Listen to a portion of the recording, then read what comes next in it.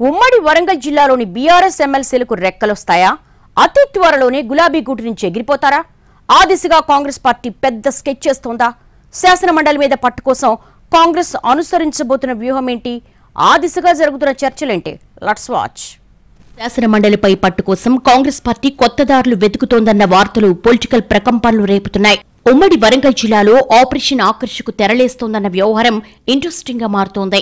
BRS లో అసంతృప్తిగా ఉన్న ఎమ్మెల్సీలకు గాలం వేసేందుకు ఆల్రెడీ కాంగ్రెస్ పెద్ద ఒకరు రంగంలోకి దిగినట్టుగా ప్రచారం జరుగుతోంది. బీఆర్ఎస్ అధికారంలో ఉన్నప్పుడు ఉమ్మడి వరంగల్ జిల్లా నుంచి మొత్తం 8 మంది ఎమ్మెల్సీలుండేవారు.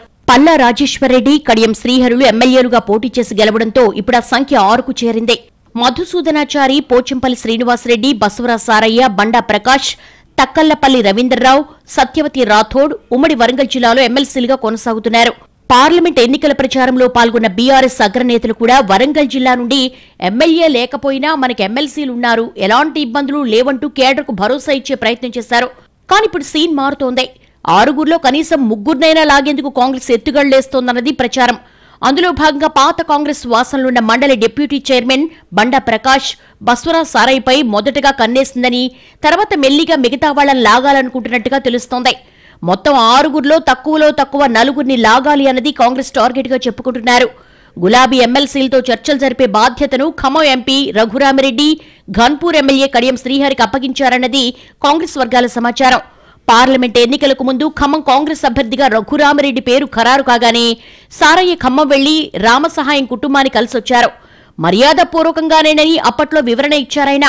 ఆ సంబంధాలతోనే సారయ్యను కాంగ్రెస్ లోకి లాగే ప్రయత్నం జరుగుతున్నట్టుగా చెప్పుకుంటున్నారు. అలాగే మండలి డిప్యూటీ చైర్మన్ బండా ప్రకాష్ చూపు సైతం కాంగ్రెస్ వైపే ఉందంటున్నారు. పదవిని కాపాడుకోవాలంటే కాంగ్రెస్ వైపు వెళ్లడమే బెటర్ అన్న భావనలో ఉన్నట్టుగా తెలిసిందే.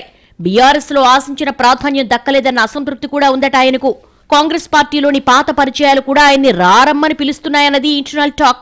ఇక ఎమ్మెల్యే కోటాల ఎమ్మెల్సీలుగా ఎన్నికైన మాజీ మంత్రి సత్యవతి రాథోడ్, తెలంగాణ ఉద్యమంలో కీలకంగా వ్యవహరించిన నేతల్లో ఒకరైన తక్కళ్లపల్లి రవీందర్రావు మీద కూడా కాంగ్రెస్ నేతలు గురిపెట్టినట్టు సమాచారం. సత్యవతి రాథోడ్ పదవీకాలం వచ్చే ఏడాది మార్చితో పూర్తవుతుంది. అందుకే ఎమ్మెల్సీ పదవి రెన్యువల్ హామీతో సత్యవతిని రప్పించే ప్రయత్నాలు జరుగుతున్నాయట. గతంలో టీడీపీ, బీఆర్ఎస్ లో కలిసి పనిచేసిన పరిచయాలతో కడియం శ్రీహర బాధ్యతలు తీసుకున్నట్టుగా తెలిసిందే. మాజీ మంత్రి ఎర్రబెల్లితో ఉన్న విభేదాలను ఆసరాగా చేసుకుని రవీందర్రావును లాగే ప్రయత్నంలో ఉన్నట్టుగా తెలుస్తోంది. ఇలా కుదిరితే 4గురిని ఒకేసారి లేదంటే 2 విడతల్లో తమ వైపు లాక్కోవాలని ప్లాన్ వేస్తుందట కాంగ్రెస్. ఎవరి ప్రయత్నాలు ఏ మేరకు ఫలిస్తాయో చూడాలి మరి.